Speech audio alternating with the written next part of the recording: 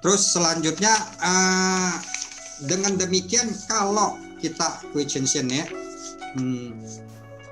bisa memahami ini sehingga dikatakan ya tutup lubang, tutup pintu, buka ikatan, redupkan sinar melebur bagaikan debu, ini namanya maha gaib. Artinya apa? Kalau kita memahamin ya tidak banyak bicara Kwichenshen, berarti tutup lubang di sini adalah 7 indera kita ya. Ada yang mengatakan ya 6 indera kita ya, 6 indera ya. Ada mungkin bingung juga ya, di sini ada di sini liuchen ya, 6 debu itu berhubungan 6 indera kita, tapi ada satu lagi yang kita katakan indera yang ke-7 di mana itu adalah kemelekatan, indera kemelekatan kita. Nah, terus kemudian tutup pintu yaitu menutup dari segala godaan indera kita. Dari indera kita ini Kwichenshen karena bersentuhan dengan yang ada wujud ini ya, bisa menimbulkan suka, tidak suka, benci, gembira, jahat ya. Dikatakan 7 perangai kita ya, 7 perangai kita.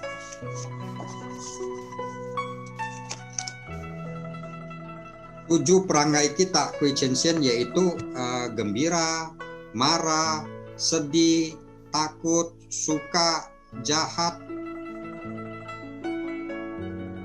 keinginan. Nah, oleh sebab itu Kwichenshen, kita sebagai seorang pembina bila ingin memahamin ya, dikatakan memahamin, menyadarin, tahu ini Kwichenshen, ya mulailah belajar ya untuk membawa indera kita ya, membawa indera kita ya tidak terjebak ya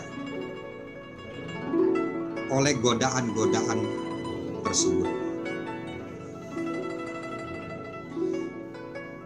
Sehingga dikatakan pikiran dan niat kita harus terarah ya, terarah menuju ya kehidupan yang berarti, bermakna. Dengan demikian baru bisa menimbulkan kapasitas sejati kita. Nah, ini balik lagi penjelasan mengenai makna kehidupan manusia Kwichenshen. Ya. Kehidupan kita ini dikatakan 10 hal ya.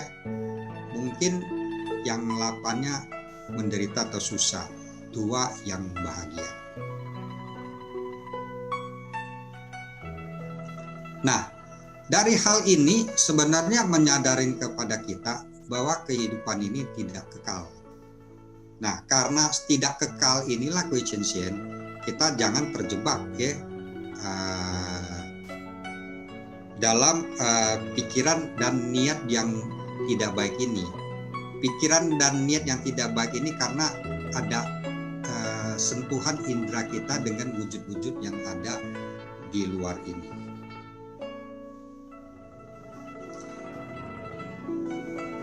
Orang yang kalau misalnya Kwichenshen ya, dia tidak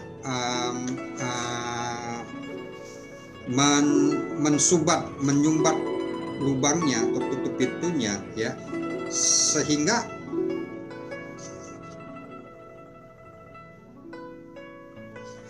ini bisa menyebabkan dia akan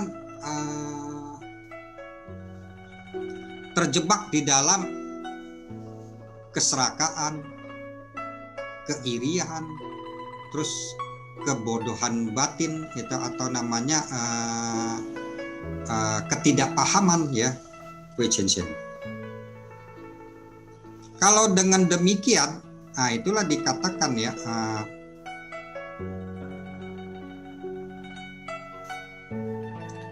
sehingga bisa menyebabkan, karena keserakaannya bisa menyebabkan tidak terkontrolnya ya diri dia. Ya bisa jadi dia menjadi sombong, dia merasa dirinya hebat. Nah, sehingga ya sepertinya terlalu menyolok ya, istilahnya terlalu menyolok gitu loh, terlalu menyolok. Sehingga penjelasan ini memberitahu kepada kita sesuatu yang menyolok itu akan merugikan diri kita sendiri. Ya, ambil contoh seperti ini, Kuicensen ya. Redupkan sinar. Seseorang, coba ya kita lihat ya, seseorang yang dia mempunyai kebajikan, dia tidak akan menonjolkan diri dia. Dia akan sangat sederhana, ya, hidupnya sederhana, ya, tapi mempunyai kebijaksanaan yang luar biasa. Kita lihat orang suci, walaupun mereka hidup sederhana, tapi kebijaksanaan mereka sangat luar biasa, di mana mereka bisa ya diterima, melebur ya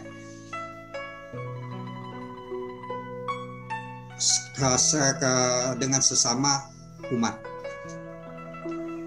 Coba kita lihat, kalau kita terjebak dengan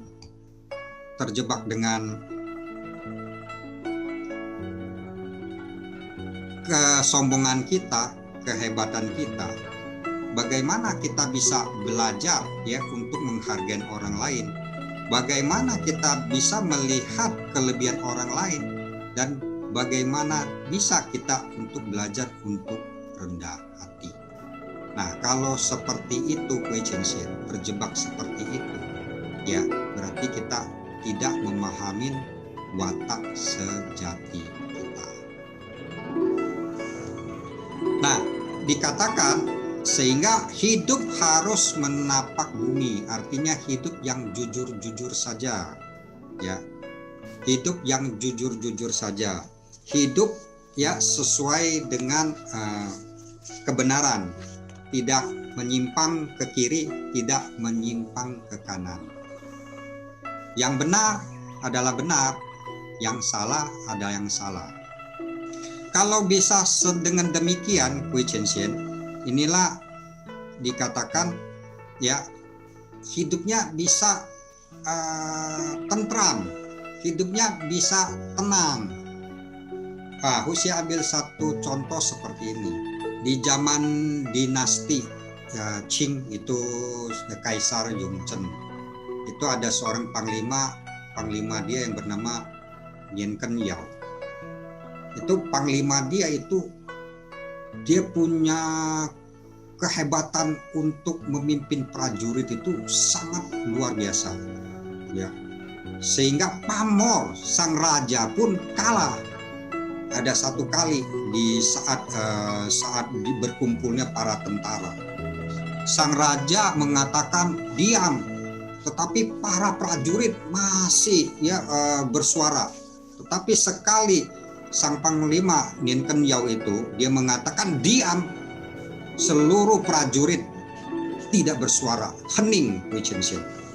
Saat itu raja langsung kaget.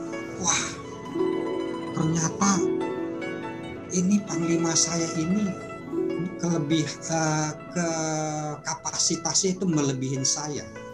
Sehingga apa yang terjadi? Nah, ini dikatakanlah ya, redupkan sinar, redupkan sinar. Ini terlalu terang dia. Si Yin Ken Yao ini terlalu terang. Akhirnya apa? Nah, oleh sang raja akhirnya si Yin Ken Yao ini, panglimanya ini ya dibikin cara, akhirnya digeser, ya, digeser. Nah, sehingga kalau kita yang mempunyai kesadaran ya, mengerti makna ini ya, belajarlah ya hidup seperti menapak bumi, sederhana, mengayomi, tidak melewati batas yang ada. Ini yang tadi Hosea memberikan contoh itu ya dalam realita hidup kita. Ya, jadi untuk bisa memahami tahu, menyadarin tahu, ya bisa terlepas dari yang namanya ketenaran, kekuasaan, kecantikan, itu semua bisa membahayakan kita, atau boleh dikatakan membawa kita terjebak dalam Yowe yang ada wujud. Nah, kita belajarlah untuk melihat ini, ya, melihat ini sebenarnya dia tidak kekal, ya seperti yang Nien Yau itu, ya dia tidak kekal, dia mencapai puncak, tapi akhirnya dia jatuh. Nah, oleh sebab itu Kwe Chien orang suci, orang yang punya kearifan, demikian juga. Nah, ada satu dinasti juga, ya, setelah dia seorang penasehat, setelah dia memenangkan, ya, rajanya menjadi raja, terus dia tidak ingin berkecimpung di dalam pemerintahan, tapi dia mengundurkan diri, pergi membina diri. Nah, inilah dikatakan, ya, redupkan sinar, melebur bagaikan debu, ya, terus kemudian itu mencapai kapasitas, bisa mendapatkan kapasitas kebudahannya, kapasitas sejati dia, sehingga si penasehat itu dia membina diri dan dia tidak terjebak, ya, oleh kekuasaan sang raja.